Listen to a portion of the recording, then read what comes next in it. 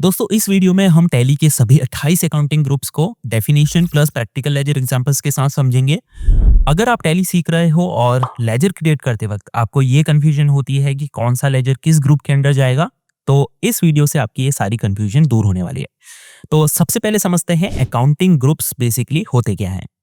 तो अगर इसकी परिभाषा देखें दोस्तों हम तो टैली में अकाउंटिंग ग्रुप्स बेसिकली वो कैटेगरीज होती हैं जिनमें एक जैसी नेचर वाले लेजर को रखा जाता है ताकि ये पता पता चल सके कि उनका असर प्रॉफिट एंड लॉस अकाउंट में पड़ेगा या बैलेंस शीट में। ठीक है, तो यहाँ पे जो इंपॉर्टेंट चीज है वो है सेम नेचर वाली लेजर, यानी जिन लेजर्स का सेम नेचर है। फॉर एग्जाम्पल इसको हम लेजर के एग्जाम्पल से समझते हैं।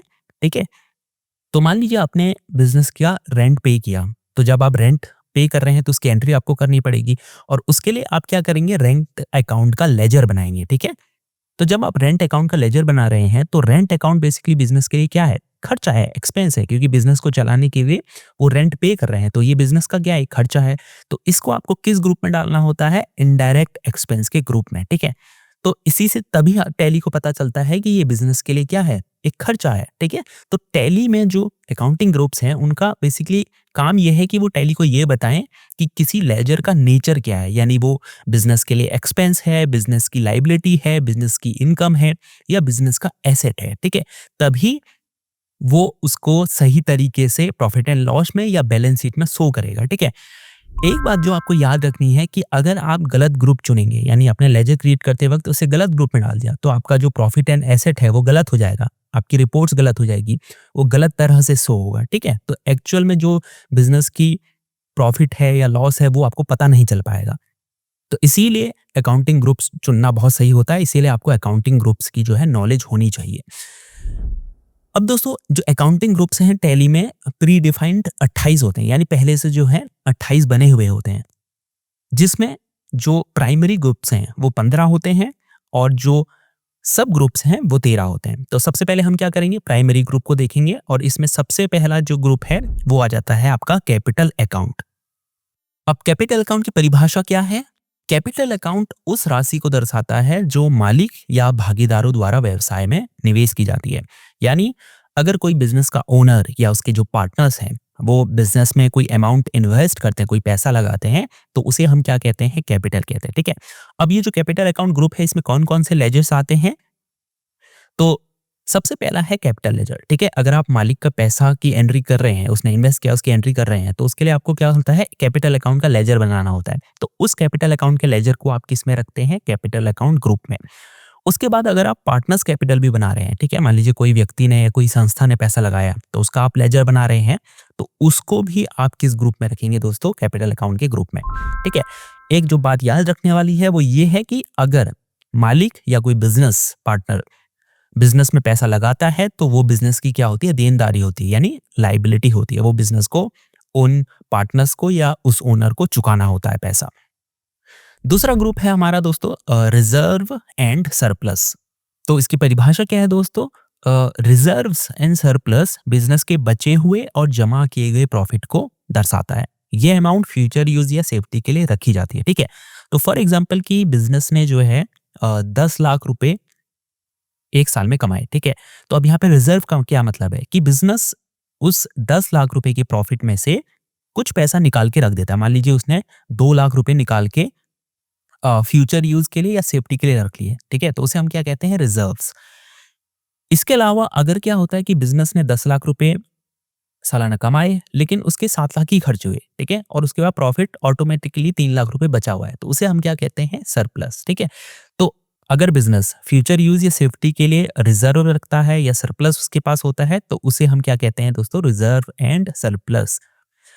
अब इसके लेजर उदाहरण क्या है, जैसे आप जनरल रिजर्व का लेजर बनाते हैं, ठीक है, तो उसे आप किसके अंदर रखेंगे, रिजर्व्स एंड सरप्लस के अंदर रखेंगे। ठीक है, अब इसमें याद रखने वाली बात यह है कि ये बिजनेस की क्या होती है, इंटरनल लाइबिलिटी होती है। इंटरनल लाइबिलिटी कैसे है कि अगर रिजर्व उसके पास है भी 2 लाख रुपए या सरप्लस भी है उसके पास, ठीक है, बचा हुआ पैसा है या जमा किया गया पैसा है उसके पास प्रॉफिट में से जो निकाला उसने, ठीक है, वो उसका पैसा नहीं है, बिजनेस का पैसा नहीं है, वो किनका पैसा है, वो ओनर्स का पैसा है। ठीक है, तो इसीलिए वो क्या होती है, बिजनेस की इंटरनल लाइबिलिटी होती है। अगला जो हमारा ग्रुप आ जाता है दोस्तों अकाउंटिंग ग्रुप टैली में, वो है करंट एसेट। तो करंट एसेट्स क्या होते हैं दोस्तों, करंट एसेट्स उन एसेट्स को दर्शाता है जो कम समय में कैश में बदले जा सकते हैं, ठीक है। यानी बिजनेस की वो संपत्ति जो कम समय के अंदर कैश में बदली जा सकती है उसे हम कहते हैं करंट एसेट्स, ठीक है। अब इसमें लेजर्स कौन कौन से आते हैं, तो जैसे कैश का लेजर आप बना रहे हैं, ठीक है, तो वो क्या है, करंट एसेट है, उसे हम करंट एसेट ग्रुप में रखते हैं, ठीक है। इसके अलावा अगर आप स्टॉक का लेजर बनाते हैं जो बेचने के लिए आपके पास माल पड़ा हुआ है, तो वो भी आपका क्या है, करंट एसेट, तो उसे आप किस में डालेंगे, करंट एसेट ग्रुप में। इसके अलावा अगर आप सन्ड्री डेब्टर्स का लेजर बनाते हैं, ठीक है, यानी जो ग्राहकों से पैसा लेना है उसका लेजर बना रहे हैं, तो उसे भी आप किस में डालेंगे, करंट एसेट के ग्रुप में डालेंगे, ठीक है। तो आपको नेचर देखना है लेजर का कि अगर वो एसेट है और जल्दी से कैश में बदला जा सकता है तो उसे हम क्या करते हैं, करंट एसेट ग्रुप में डालते हैं, ठीक है। आपको याद क्या रखना है, जो 1 साल के अंदर कैश में बदल सके वो एसेट क्या है, उसे हम कहते हैं करंट एसेट। अगला ग्रुप दोस्तों हमारा आ जाता है करंट लायबिलिटीज। तो करंट लायबिलिटी क्या होती है दोस्तों, करंट लायबिलिटी उन देनदारियों यानी उन लायबिलिटीज को दर्शाता है जिन्हें बिजनेस को जल्दी चुकाना होता है। फॉर एग्जाम्पल इसके लेजर उदाहरण क्या है, जैसे सन्ड्री क्रेडिटर्स हैं, यानी आपने एक सप्लायर से माल लिया और उसे आपने उधार में लिया, यानी उसे अभी पैसा देना है, तो वो क्या है, बिजनेस की करंट लायबिलिटी है, क्योंकि उसे आपको जल्दी चुकाना होगा, ठीक है। तो वो क्या होती है, बिजनेस की करंट लायबिलिटी। तो सन्ड्री क्रेडिटर्स का जब आप लेजर क्रिएट करते हैं तो आप उसे किस में रखते हैं, करंट लायबिलिटी ग्रुप में रखते हैं, ठीक है। इसके अलावा आउटस्टैंडिंग एक्सपेंसेस हैं, यानी कोई बकाया खर्च है, जैसे कि मान लीजिए आपने 1 मंथ का रेंट पे नहीं किया है, या फिर आपने एम्प्लॉय की मंथ की सैलरी नहीं दी, तो वो क्या है, आउटस्टैंडिंग एक्सपेंसेस हैं, ठीक है, वो बकाया खर्च है, तो वो क्या होती है, बिजनेस की करंट लायबिलिटी होती है। तो आपको याद क्या रखना है बेसिकली कि जो 1 साल के अंदर चुकाना पड़े वो क्या है, करंट लायबिलिटी है बिजनेस की, ठीक है। तो अगर किसी लेजर का ऐसा नेचर है जो लायबिलिटी है और उसे जल्दी चुकाना है, तो उसे आप क्या किस ग्रुप में रखते हैं, करंट लायबिलिटी के ग्रुप में रखते हैं। तो फिक्स एसेट क्या होते हैं दोस्तों, तो ये उन एसेट्स को दर्शाता है जो लंबे समय तक उपयोग के लिए खरीदे जाते हैं, ठीक है। इन्हें बेचने के उद्देश्य से नहीं खरीदा जाता, ठीक है। तो अगर आप कोई ऐसा एसेट खरीद रहे हैं जो बिजनेस के लंबे समय तक यूज के लिए है और जिसे आप बेचने के उद्देश्य से नहीं खरीद रहे, तो उसे हम क्या कहते हैं, फिक्स एसेट कहते हैं, ठीक है। तो इसमें लेजर्स कौन कौन से आते हैं, तो फॉर एग्जाम्पल की फर्नीचर का लेजर है, आपने बिजनेस के यूज के लिए फर्नीचर खरीदा, ठीक है, तो वो बिजनेस का क्या है, फिक्स एसेट है, ठीक है। तो आप उसे फिक्स एसेट ग्रुप में रखेंगे। इसके अलावा अगर आपने कोई मशीनरी खरीदी बिजनेस के यूज के लिए, ठीक है, लंबे समय तक यूज के लिए खरीदी, तो उसे जब आप उसका लेजर बना रहे हैं तो उसे आप किस में रखेंगे, फिक्स्ड एसेट ग्रुप में रखेंगे। इसके अलावा अगर आप कंप्यूटर खरीद रहे हैं बिजनेस के यूज के लिए, ठीक है, तो उसे भी आप किस में रखेंगे, फिक्स्ड एसेट ग्रुप में। तो आपको याद क्या रखना है, अगर आप कोई ऐसा एसेट खरीद रहे हैं बिजनेस के यूज के लिए जो 1 साल से ज्यादा चलेगा, तो वो क्या है, फिक्स एसेट है, ठीक है। आप उसे फिक्स एसेट के ग्रुप में ही रखेंगे।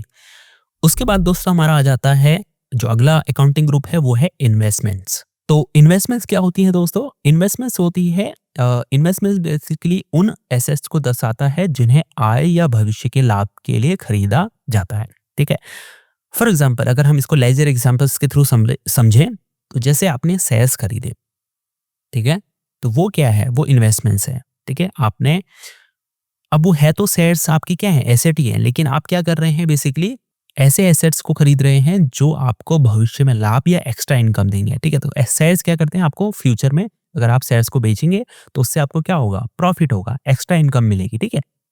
ऐसे ही अगर आप बैंक में बिजनेस क्या कहता है, फिक्स्ड डिपॉजिट करवाता है, ठीक है, तो उससे क्या होगा, वो एसेट तो है, आप उसको यूज भी नहीं कर रहे बिजनेस में, लेकिन क्या होगा कि वो आपको इंटरेस्ट जो है देता रहेगा, ठीक है। तो वो सब क्या होती है, बिजनेस की इन्वेस्टमेंट्स होती हैं, ठीक है। तो अगर आप ऐसे लेजर्स बनाते हैं तो उसमें आपको क्या याद रखना है बेसिकली कि अगर आप बिजनेस क्या कर रहा है, अतिरिक्त पैसे को बढ़ाने के लिए, कि उसके पास जो प्रॉफिट है वो एक्स्ट्रा बचा हुआ है और उसको बढ़ाने के लिए वो क्या कर रहा है, बाहर इन्वेस्ट कर रहा है, ठीक है, शेयर्स में या फिक्स डिपॉजिट में, तो उससे क्या होगा, उसको फ्यूचर में प्रॉफिट मिलेगा, इनकम मिलेगी एक्स्ट्रा, तो वो सब क्या होती है, इन्वेस्टमेंट। तो अगर आप ऐसे लेजर्स बनाते हैं तो उसे आप इन्वेस्टमेंट ग्रुप के अंदर रखेंगे। दोस्तों अगला हमारा जो अकाउंटिंग ग्रुप है वो है लोन्स, या फिर जिसे हम लायबिलिटी भी कहते हैं, ठीक है। तो इसकी परिभाषा अगर हम देखें तो ये उस राशि को दर्शाता है जो बिजनेस ने उधार ली होती है, यानी वो अमाउंट जो बिजनेस उधार लेता है बैंक से या किसी कंपनी वगैरह से, किसी फर्म से, तो उसे हम किस में रखते हैं, लोन्स या लायबिलिटी में, ठीक है। लेजर उधार अगर हम इसके देखें तो जैसे आपने बैंक से लोन लिया, ठीक है, तो बैंक से लिया गया ऋण अगर इसका आप लेजर बनाते हैं तो उसे आप किस में रखेंगे, लोन्स एंड लायबिलिटी ग्रुप में रखेंगे। यानी अगर बिजनेस लोन ले रहा है बाहरी किसी संस्था से या बाहरी किसी व्यक्ति से और उसके बदले में इंटरेस्ट वो दे रहा है, ठीक है, तो उसे हम किसके अंदर रखते हैं, लोन्स एंड लायबिलिटी ग्रुप के अंदर रखते हैं उस लेजर को, ठीक है। तो उधार लिया हुआ कर्जा, भारी जो उधार लिया हुआ कर्जा है वो क्या होता है, लोन्स, या उसे वो बिजनेस की क्या होती है, लायबिलिटी होती है। अगला जो दोस्तों हमारा टैली ग्रुप है वो है मिसलेनियस एक्सपेंसेस, या जिसे हम एसेट भी मानते हैं, ठीक है। तो इसकी परिभाषा क्या है, बिजनेस शुरू करने से पहले होने वाले खर्चों को दर्शाता है, ठीक है। तो दोस्तों होता क्या है कि बिजनेस शुरू करने से पहले भी हमारे बहुत सारे यानी बिजनेस के बहुत सारे खर्चे होते हैं, ठीक है। जैसे कि क्या है, लाइसेंस खरीदने का खर्चा है, रजिस्ट्रेशन, बिजनेस को रजिस्टर करने का खर्चा है, ठीक है। इसके अलावा कई सारे लीगल पेपर्स बिजनेस को बनाने पड़ते हैं, उसका खर्चा है। या फिर अगर बिजनेस ऑफिस सेटअप करता है या स्टोर अपना सेटअप कर रहा है तो उसका खर्चा होता है, ठीक है। तो शुरुआती खर्चे बिजनेस के बहुत सारे होते हैं, तो उसे ही हम बोलते हैं मिसलेनियस एक्सपेंसेस। अब जैसे इसका लेजर उदाहरण क्या है, प्रीलिमिनरी एक्सपेंसेस, ठीक है। तो बिजनेस शुरू करने का जो पहले शुरुआती खर्चा है उसको हम बोलते हैं प्रीलिमिनरी एक्सपेंसेस। तो अगर हम इसका लेजर बनाते हैं तो उसे हम किस ग्रुप में रखते हैं, मिसलेनियस एक्सपेंसेस के ग्रुप में रखते हैं, ठीक है। और इसे हम एसेट क्यों मानते हैं, अब यहाँ पे एक चीज आपको कंफ्यूज करेगी कि इसे हम एसेट क्यों कर रहे हैं, ये तो खर्चा है, ठीक है। लेकिन इसे हम एसेट इसलिए मानते हैं, एक तो इसलिए मानते हैं क्योंकि ये बिजनेस को लंबे समय तक फायदा पहुंचाते हैं, ठीक है। अगर आपने बिजनेस को सेटअप किया, बिजनेस को सेटअप करने के लिए स्टोर आपने सेटअप किया, तो वो आपको सीधे सीधे तौर पर लंबे समय तक फायदा पहुंचाता है, इसलिए भी हम इन्हें एसेट मानते हैं। दूसरा, अगर आप क्या करेंगे कि मान लीजिए आपका जो बिजनेस को शुरू करने का जो खर्चा है वो 5 लाख हो गया, ठीक है, और अगर आप उसे सीधे सीधे तौर पर पहले ही साल में अगर आप उसे एक्सपेंस में दिखाएंगे तो इससे क्या होगा, आपकी जो पीएल रिपोर्ट है उसमें लॉस ज्यादा दिखाई देगा, ठीक है, क्योंकि आपके खर्चे ज्यादा हो जाएंगे तो आपका लॉस बढ़ेगा, ठीक है। तो इसलिए बिजनेस आपको लॉस में दिखाई देगा, ठीक है। तो इसको मैनेज करने के लिए हम क्या करते हैं, शुरुआत में इन्हें एसेट मानते हैं और फिर धीरे धीरे हम जो है इन्हें एसेट से हटाकर एक्सपेंस में डालते रहते हैं। जैसे हर साल हमने इसको 1 लाख रुपए निकाला और उसको एक्सपेंस में दिखाना शुरू कर दिया, ठीक है। तो इस तरह से हम इसे मैनेज करते हैं, ठीक है। तो अगर आपको बिजनेस शुरू होने से पहले की जितने भी खर्चे हैं उसका लेजर बनाना है, खास तौर पर ये एक लेजर बनता है प्रीलिमिनरी एक्सपेंस का, ठीक है। इसके अलावा भी लेजर्स बनते हैं, तो उसे हम रखते हैं मिसलेनियस एक्सपेंसेस के ग्रुप में। अगला दोस्तों हमारा आ जाता है टैली ग्रुप सस्पेंस अकाउंट का। तो इसकी परिभाषा क्या है दोस्तों, एक टेम्पररी यानी जो सस्पेंस अकाउंट है ये एक टेम्पररी यानी अस्थायी खाता होता है जब हिसाब किताब में कोई अंतर यानी डिफरेंस आ रहा हो या किसी लेन देन के सही खाते की जानकारी ना हो, तो उसे हम किस में रखते हैं, सस्पेंस अकाउंट में रखते हैं, या उसे हम सस्पेंस अकाउंट कहते हैं, ठीक है। अब यहाँ पे देखिए हिसाब किताब में कोई अंतर आ रहा का मतलब क्या है, जैसे मान लीजिए आपने ट्रायल बैलेंस देखा और आपका जो डेबिट साइड है और क्रेडिट साइड है वो बराबर नहीं आ रहे, तो अब क्या है उसमें डिफरेंस है। तो अब उस डिफरेंस को मैनेज करने के लिए, उसको बराबर करने के लिए आप क्या करते हैं, एक लेजर क्रिएट करते हैं, ठीक है। डिफरेंस इन ट्रायल बैलेंस ऐसे कुछ करके आपने लेजर क्रिएट किया, तो उसे आप क्या करेंगे, सस्पेंस अकाउंट ग्रुप में डालेंगे, ठीक है। तो जैसे लेजर उदाहरण देखें, तो आपने एक डिफरेंस इन ट्रायल बैलेंस का लेजर बनाया, ठीक है। इस डिफरेंस को मैनेज करने के लिए, बराबर करने के लिए, तो उसको आपने किस में रखना है, सस्पेंस अकाउंट के ग्रुप में रखना है, ठीक है।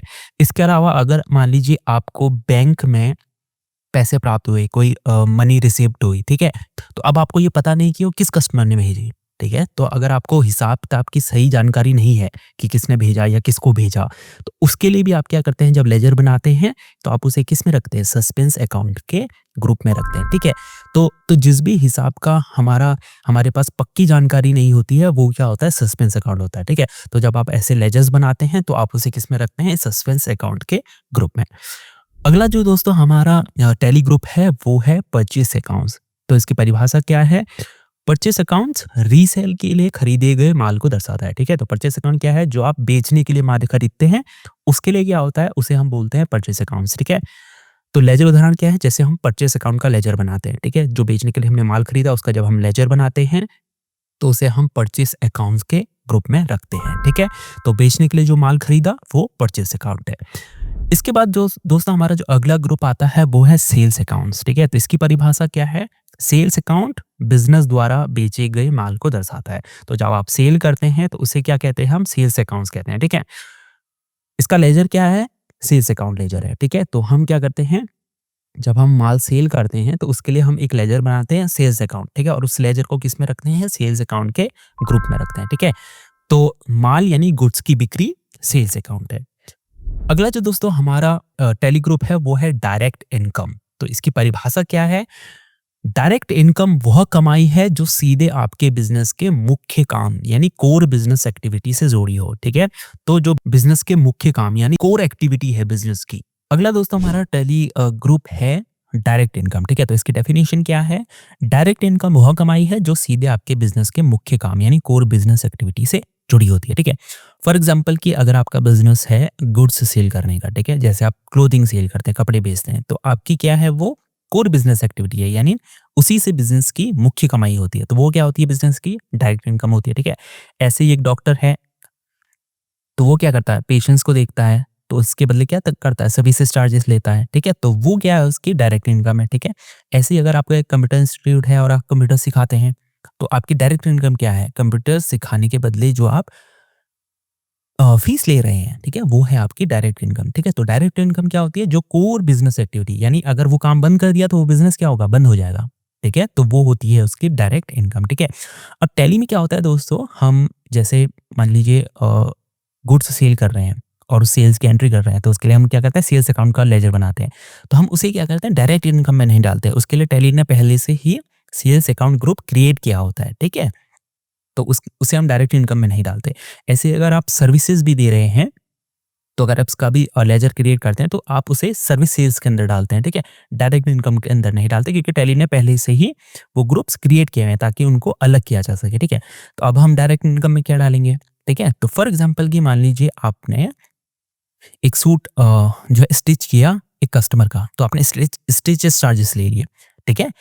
ये आपकी कोर बिजनेस एक्टिविटी तो नहीं है लेकिन उससे रिलेटेड है, ठीक है? उसी से जुड़ी हुई है। जैसे आपने कंप्यूटर इंस्टीट्यूट में क्या किया? सर्टिफिकेट के चार्जेस ले लिए, सर्टिफिकेट दिया लास्ट में उसके चार्जेस ले लिए, ठीक है? तो है तो वो कोर बिजनेस एक्टिविटी नहीं, लेकिन उससे जुड़ी हुई है, ठीक है? तो हम उसे क्या करते हैं? डायरेक्ट इनकम में डाल देते हैं, ठीक है? जिसे हम बोलते हैं सर्विस इनकम, ठीक है? या जैसे आपने मान लीजिए किसी कस्टमर को माल डिलीवर किया, ठीक है? तो डिलीवरी चार्जेस आपने ले लिए या फिर आपने ले लिए पैकेजिंग चार्जेस, ठीक है? तो वो सब भी क्या होती है? एक बिज़नेस की डायरेक्ट इनकम होती है, ठीक है? तो बिज़नेस के मुख्य काम से होने वाली कमाई क्या है? डायरेक्ट इनकम है, ठीक है? हालाँकि अगर आप कहेंगे कि क्लोथिंग सेल करना या सर्विसेज के बदले फीस लेना, वो है डायरेक्ट इनकम ही, कॉन्सेप्चुअली वो डायरेक्ट इनकम ही है। लेकिन टैली में क्या होता है? उसके लिए पहले से सेल्स अकाउंट ग्रुप जो है या सर्विस सेल्स अकाउंट ग्रुप पहले से क्रिएट होता है, ठीक है? अगला दोस्तों हमारा आ जाता है इनडायरेक्ट इनकम। तो इसकी परिभाषा क्या है? वह पैसा जो बिजनेस के मुख्य काम से नहीं बल्कि अन्य स्रोतों यानी अदर सोर्सेज से आता है, उसे कहते हैं इनडायरेक्ट इनकम, ठीक है? तो अब जैसे कोर बिजनेस एक्टिविटी से नहीं आया, कहीं और अदर सोर्सेज से इनकम हो रही है आपकी, तो उसे क्या कहेंगे हम? इनडायरेक्ट इनकम, ठीक है? जैसे लेजर उदाहरण देखें तो इंटरेस्ट रिसीव्ड, ठीक है? जैसे बिजनेस ने क्या किया? किसी को लोन दे दिया, ठीक है? तो उसका इंटरेस्ट अगर रिसीव कर रहा है, वो इंटरेस्ट पे दिया है, इंटरेस्ट रिसीव कर रहा है, तो वो क्या है? उस बिजनेस की इनडायरेक्ट इनकम है, ठीक है? तो साइड से होने वाली कमाई यानी इंटरेस्ट है या फिर अगर बिजनेस ने अपना कोई ऑफिस का पार्ट यानी बिजनेस की प्रॉपर्टी का पार्ट जो है रेंट में लगाया है तो उससे कमाई कर रहा है, ठीक है? तो वो क्या है? उसकी इनडायरेक्ट इनकम, ठीक है? जो भी साइड इनकम होगी बिजनेस के कोर एक्टिविटी से नहीं आ रही होगी, उसे हम क्या कहेंगे दोस्तों? उसे हम कहते हैं इनडायरेक्ट इनकम। अगला दोस्तों हमारा आ जाता है आपका डायरेक्ट एक्सपेंसेस ग्रुप। तो डायरेक्ट एक्सपेंसेस की परिभाषा क्या है दोस्तों? ये वो खर्चे हैं जो माल की मूल लागत का हिस्सा होता है यानी कॉस्ट ऑफ प्रोडक्शन का हिस्सा होता है, ठीक है? तो एक तो क्या होती है? माल की मूल लागत होती है, जैसे आपने क्या किया? गुड्स परचेज किए, ठीक है? तो वो आपकी मूल लागत हो गई। अब डायरेक्ट एक्सपेंसेस क्या है? डायरेक्ट एक्सपेंसेस जैसे कि आपने ट्रांसपोर्ट का जो चार्जेस हैं, ठीक है? आपने क्या किया?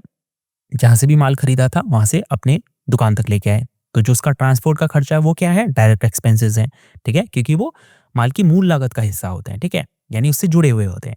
इसके अलावा जैसे आपने लोडिंग अनलोडिंग कराया, ठीक है? माल चढ़ाया है, उतारा, ठीक है? तो उसके लिए जो मजदूरों को खर्च दिया, वो सब क्या है? डायरेक्ट एक्सपेंसेस हैं, ठीक है?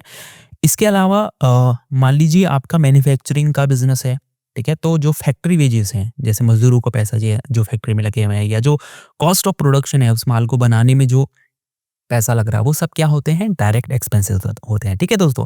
जैसे यहाँ पे अगर हम लेजर उदाहरण देखें तो वेजेस हैं, जो मजदूरों को आपने खर्च दिया, ठीक है? जब आपने माल चढ़ाया, उतारा या फिर दुकान तक पहुँचाया, तो उसका जो मज़दूरों को खर्च दिया या फिर अगर कॉस्ट ऑफ प्रोडक्शन था, ठीक है? फैक्ट्री के अंदर उसका मज़दूरों को खर्च दिया, तो वो क्या है? वेजेस डायरेक्ट एक्सपेंसेस हैं, ठीक है? इसके अलावा फ्रेट इनवर्ड है, जैसे जो माल को लाने का खर्चा है यानी जो ट्रांसपोर्ट का खर्चा है, वो भी सब क्या होते हैं दोस्तों, डायरेक्ट एक्सपेंसेस होते हैं, ठीक है। जो माल की मूल लागत का हिस्सा होते हैं वो क्या होते हैं, डायरेक्ट एक्सपेंसेस होते हैं, ठीक है।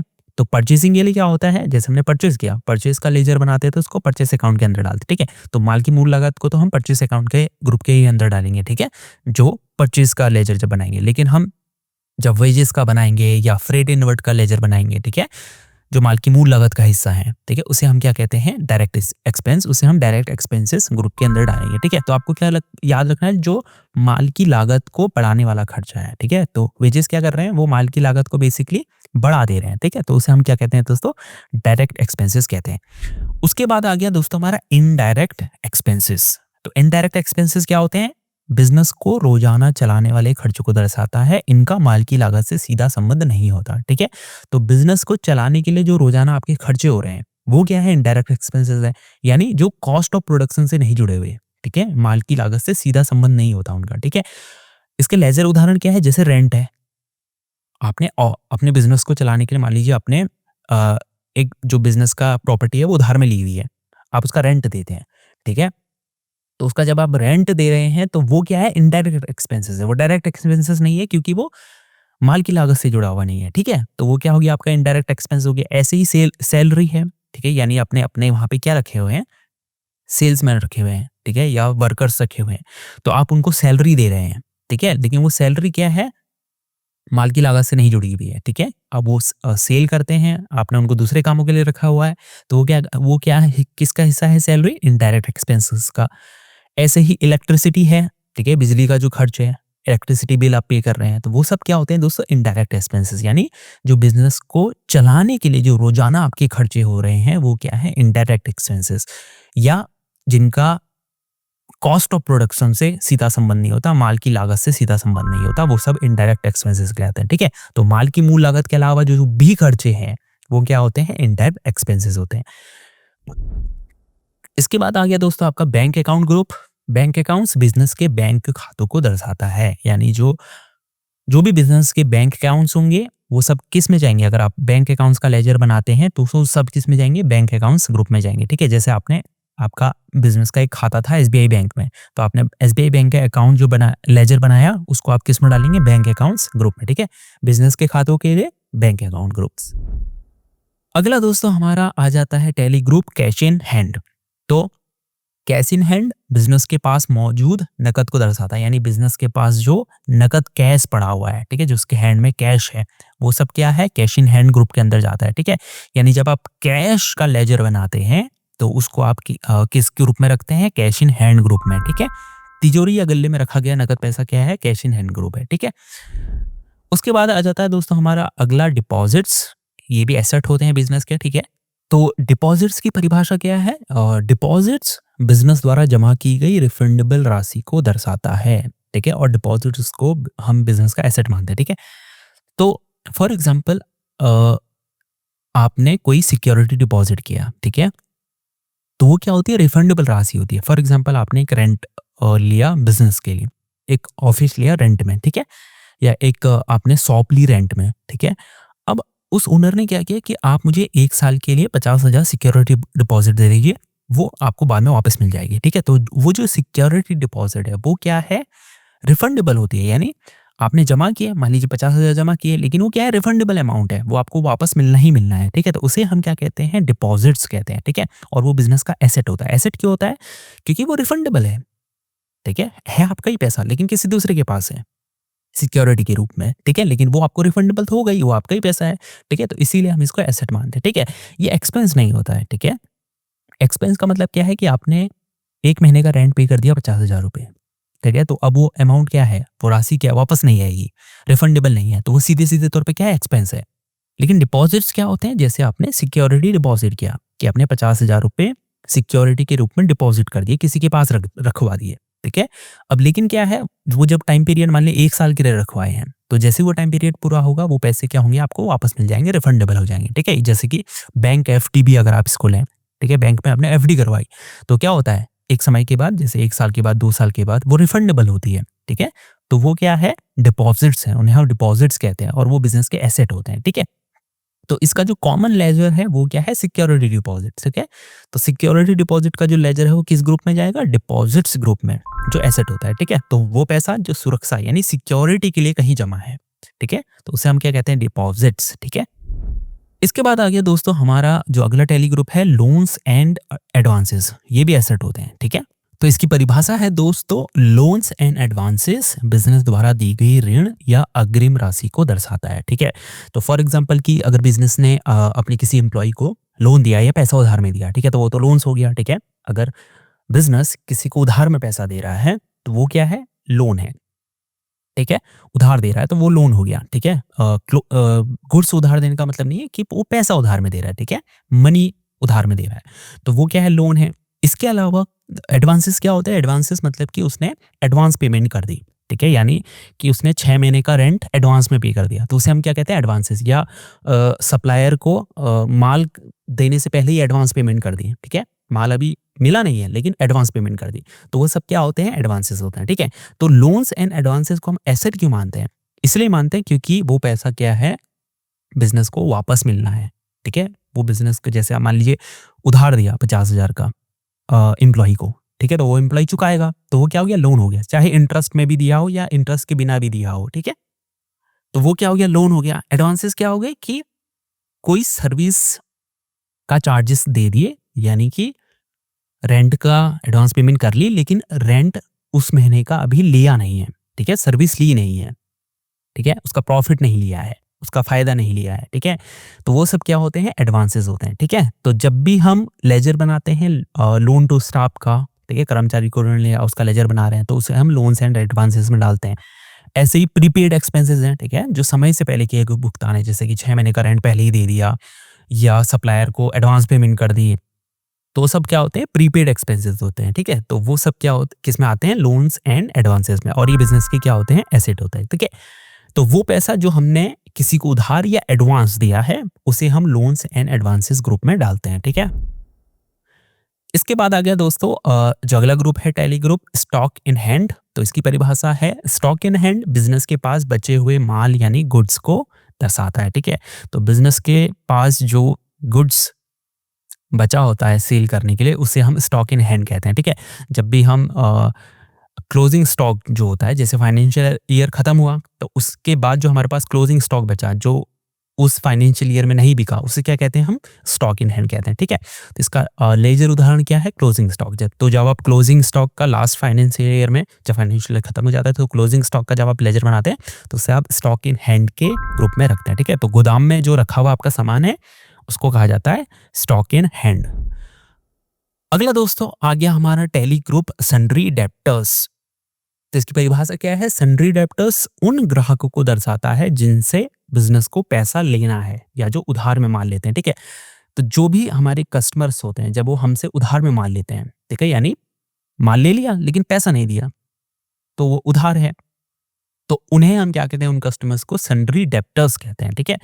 तो जब भी आप लेजर बनाते हैं ऐसे कस्टमर्स का जिन्होंने उधार में माल लिया है, फॉर एग्जांपल राहुल ट्रेडर्स का आप लेजर बना रहे हैं और उसने उधार में माल लिया है, तो उसे आप किस ग्रुप में डालेंगे? सन्ड्री डेब्टर्स ग्रुप में डालेंगे, ठीक है?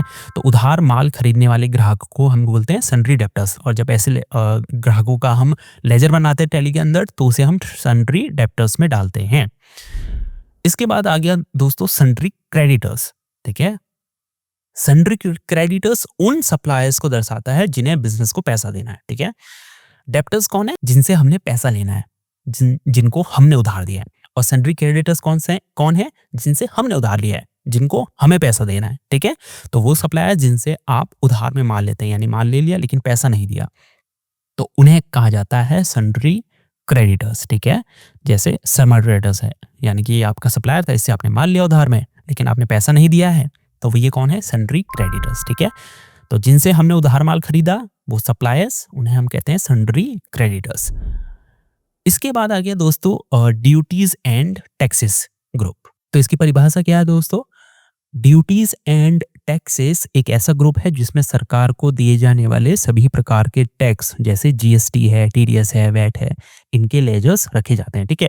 तो जब भी आप क्या करते हैं, कस्टमर से जीएसटी चार्जेस लेते हैं, ठीक है, टैक्स लगाते हैं, तो वो क्या होता है? वो आपका पैसा नहीं होता है, ठीक है? माल जो आपने बेचा वो तो आपका पैसा है, वो आपकी इनकम है, लेकिन जो आप टैक्स ले रहे हैं वो आपका पैसा नहीं है, वो किसका होता है, वो गवर्नमेंट को आपको देना होता है, ठीक है।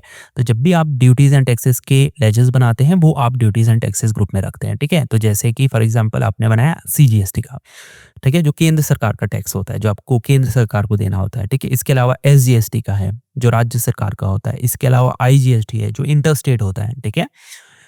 तो जब भी आप टैक्सेस या ड्यूटीज के लेजर्स बनाते हैं उन्हें आप ड्यूटीज एंड टैक्सेस ग्रुप में रखते हैं, और ये सरकार का पैसा होता है, ये आपको सरकार को देना होता है, ठीक है।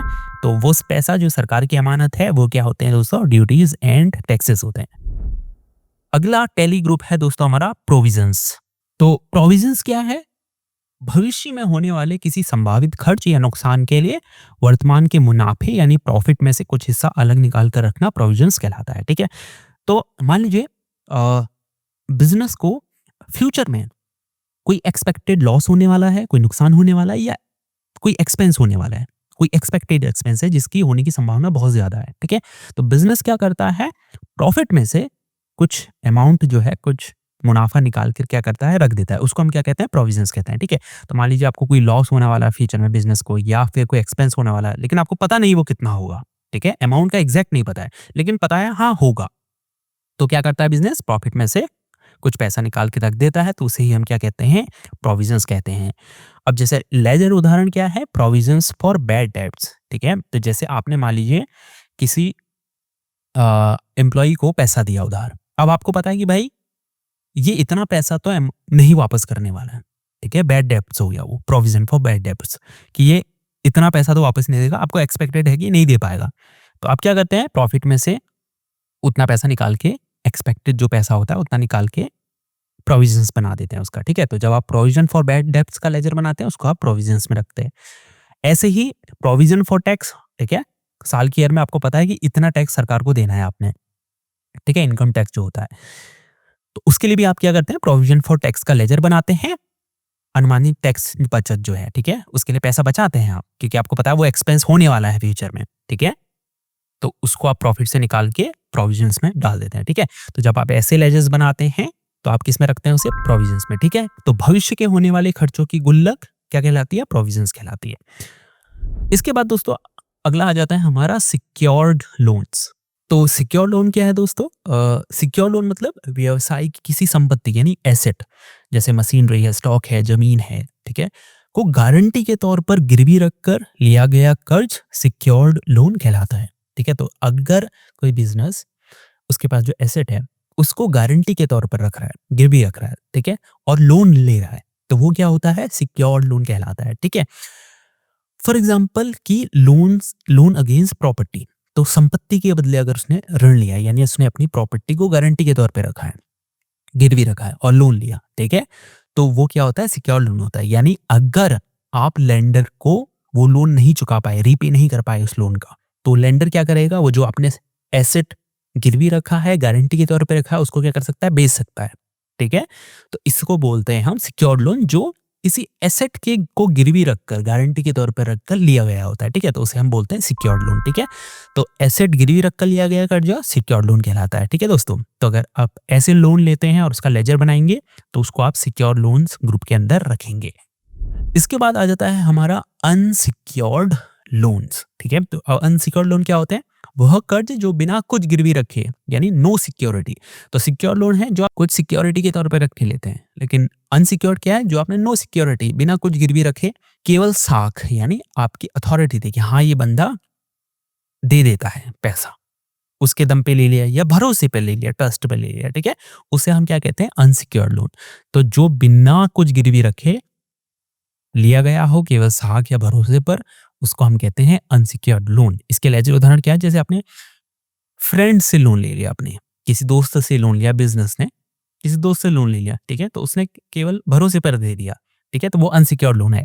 या फिर आपने किसी कंपनी से ही लोन ले लिया, ठीक है, लोन लिया लेकिन आपने अपनी साख के दम पे ले लिया कि हाँ अच्छी कंपनी है, ये हमें लोन चुका देगी, तो उन्होंने बिना कुछ गिरवी रखे आपको लोन दे दिया, तो उसे हम क्या बोलते हैं, अनसिक्योर्ड लोन, ठीक है, जो बिना किसी सिक्योरिटी के लिया जाता है।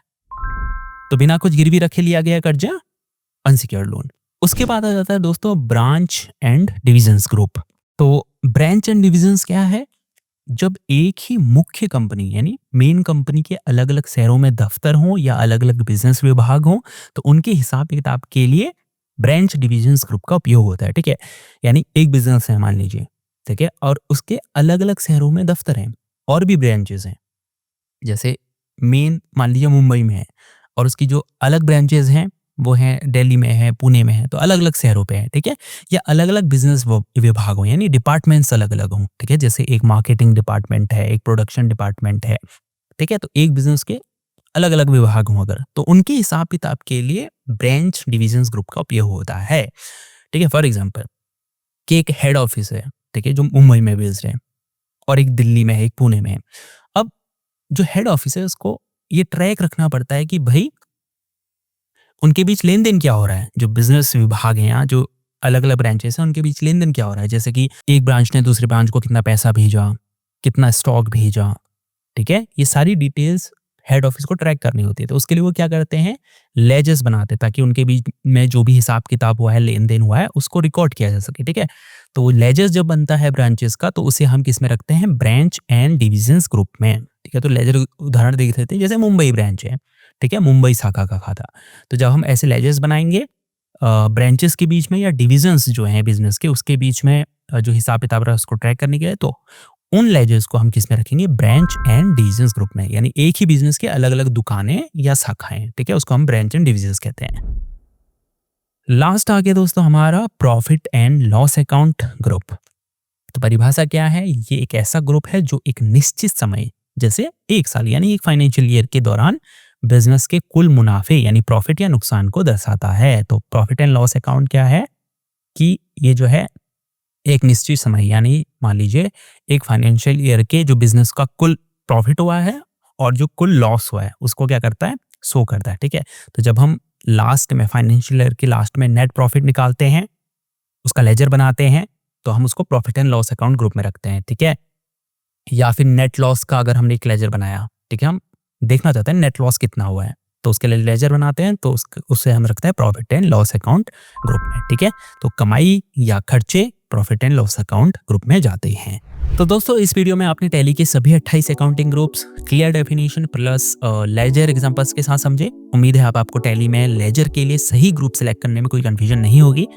अगर वीडियो यूजफुल लगी हो तो लाइक ज़रूर करें। अगर आप कंप्यूटर से रिलेटेड कोई भी स्किल सीखना चाहते हैं जैसे computer basics, typing, Microsoft office, tally, AI या जॉब रिलेटेड स्किल्स, तो इस चैनल पर आपको ये सभी टॉपिक्स मिलेंगे। चैनल को सब्सक्राइब कर लीजिए और अगर आपको टैली से रिलेटेड किसी और कॉन्सेप्ट को समझना है तो कमेंट ज़रूर कीजिए। मैं कोशिश करूंगा कि उस टॉपिक पर ऐसी ही डिटेल वीडियो बनाऊं। Thanks for watching.